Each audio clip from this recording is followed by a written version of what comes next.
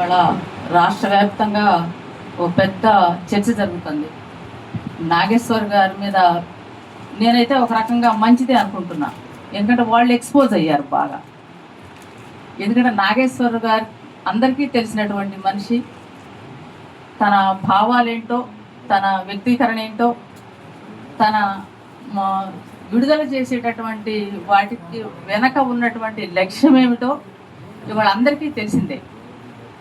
కావాలని నాగేశ్వర్ గారిని కొద్దిగా బదనాం చేద్దామనేటటువంటి దానితోటి వాళ్ళు లక్ష్యంగా చేసుకొని కేసులు పెట్టినా, లేకపోతే ట్రోలింగ్ చేసినా, లేకపోతే ఇంకేమన్నా వాళ్ళే ఎక్స్పోజ్ అయ్యారు తప్పితే నాగేశ్వర్ గారికి ఏమీ కాలేదని నేను అనుకుంటున్నా.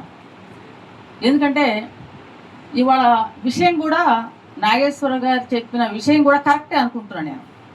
ఒకవేళ కరెక్టే కాకపోతే బీజేపీ వాళ్ళు ఖండించేవాళ్ళు, లేదు లేదు మేము అట్లా కూర్చోలేదు, మా ముందు ఆ చర్చలు జరగలేదు, మేము ఆ సలహా ఇవ్వలేదు అని వాళ్ళు మాట్లాడేవాళ్ళు. ఇంతవరకు వాళ్ళ నుండి ఒక్క ప్రకటన కూడా రాలేదు. తెలుగుదేశం చంద్రబాబు నాయుడు, పవన్ కళ్యాణ్ వీడు మాట్లాడటం కాదు, అసలు వాళ్ళ తరపు నుండి, వాళ్ళ వైపు నుండి అసలు మా ముందు ఇది జరగలేదు, జరగని విషయం మీకు ఎట్లా తెలిసిందని చెప్పి వాళ్ళు ఖండించాలి.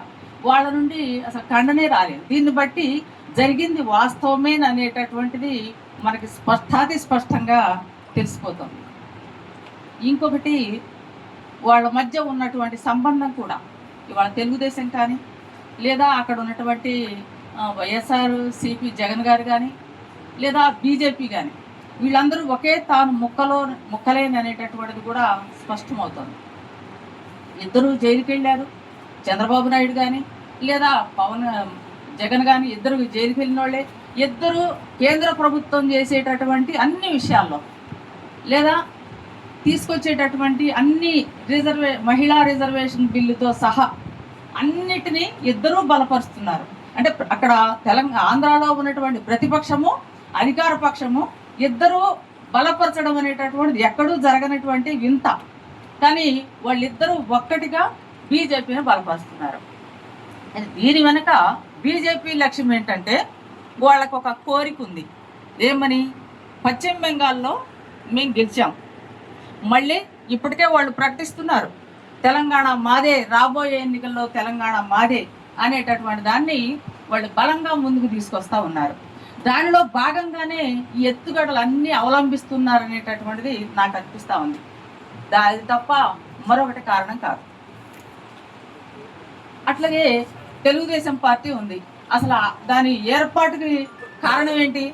ఆనాడు ఎన్టీ రామారావు గారు ఏం ప్రకటించారు? ఆత్మగౌరవం అని ప్రకటించారు. మేము ఆత్మగౌరవం కోసమే నేను ఒక కొత్త పార్టీ పెడుతున్నాను అన్నాడు రామారావు గారు.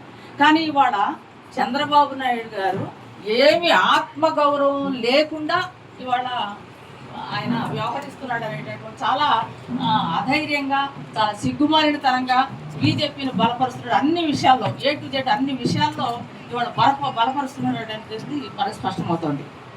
అందుకని గారు ఇంకా ఒక ఎత్తుకు ఎదిగారు అనేటటువంటిది నేను అనుకుంటున్నాను. ఎందుకంటే నేను తన మాట్లాడిన స్పీచ్ విన్నా.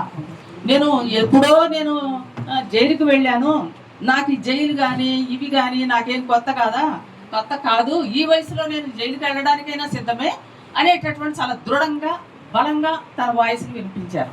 అందుకని తనకు ఉపయోగపడింది. వాళ్ళంతా పిరికి పొందలు, వాళ్ళంతా అధికారం కోసం కుమ్ములాడుకుంటున్నారు, లేదా తెలంగాణలో పాచికలు వేస్తున్నారు అనేటటువంటిది బాగా ఎక్స్పోజ్ అయినటువంటి విషయం.